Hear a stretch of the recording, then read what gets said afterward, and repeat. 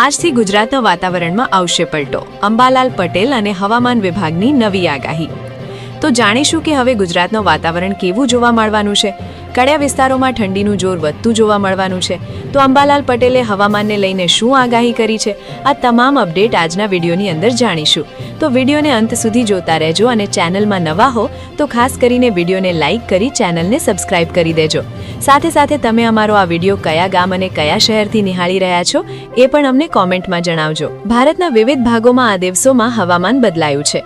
ઉત્તર ભારત તેમજ પૂર્વી અને મધ્ય ભારતના ઘણા રાજ્યોમાં ઠંડીએ જોર પકડ્યું છે. હવામાન વિભાગે આગામી દિવસોમાં લઘુત્તમ અને મહત્તમ તાપમાનમાં વધુ ઘટાડો થવાની આગાહી કરી છે.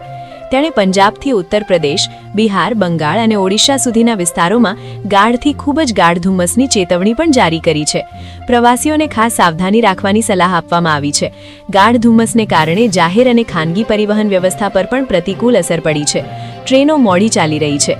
નબળી વિઝિબિલિટીને કારણે રસ્તાઓ પર વાહનોની ગતિ ઠપ્પ થઈ ગઈ છે. તો બીજી બાજુ પૂર્વ એશિયામાં સક્રિય ચક્રવાત બાકુંગ દક્ષિણ ભારતના કેટલાક રાજ્યોને અસર કરે તેવી શક્યતા છે.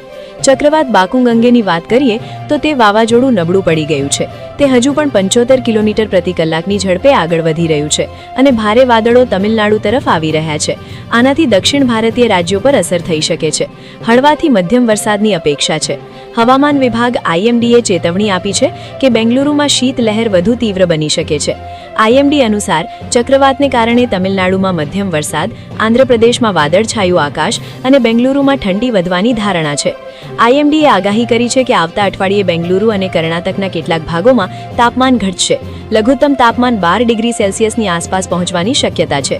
શહેર અને કર્ણાટકના ઘણા ભાગોમાં શુષ્ક અને સ્વચ્છ હવામાન હોવા છતાં શીતલહેરની અપેક્ષા છે. હવામાન વિભાગ અનુસાર આવતા અઠવાડિયે બેંગલુરુ અને કર્ણાટકના કેટલાક ભાગોમાં તાપમાન ઘટશે. લઘુત્તમ તાપમાન 12 ડિગ્રી સેલ્સિયસની આસપાસ પહોંચવાની શક્યતા છે. ગુજરાતના હવામાન અંગેની વાત કરીએ તો હવામાન વિભાગના અમદાવાદ કેન્દ્રે આપેલી માહિતી પ્રમાણે ગુજરાતમાં પૂર્વ તરફના પવનો ફૂંકાઈ રહ્યા છે. આજથી ધીમે ધીમે તાપમાનમાં 2 થી 3 ડિગ્રી સેલ્સિયસનો વધારો થવાની સંભાવના છે.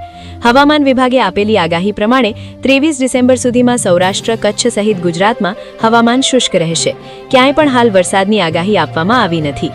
હવામાન નિષ્ણાત અંબાલાલ પટેલે પોતાની આગાહીમાં જણાવ્યું છે કે 18 થી 19 ડિસેમ્બરના વાદળો ઘેરાશે અને 18 ડિસેમ્બરના વેસ્ટર્ન ડિસ્ટર્બન્સના કારણે દેશના ઉત્તરીય પર્વતીય વિસ્તારમાં બરફવર્ષા થશે. 20 થી 21 સુધીમાં બરફવરસાદ અને કમોસમી વરસાદ થવાની શક્યતા રહેશે. 22 ડિસેમ્બર બાદ આકરી ઠંડીનો અનુભવ થશે. 27 થી 28 ડિસેમ્બરના ઠંડીને વધારે લાગશે. 11 જાન્યુઆરીના હાડ થીજવતી ઠંડી પડશે. 17 જાન્યુઆરી સખત ઠંડી રહેશે.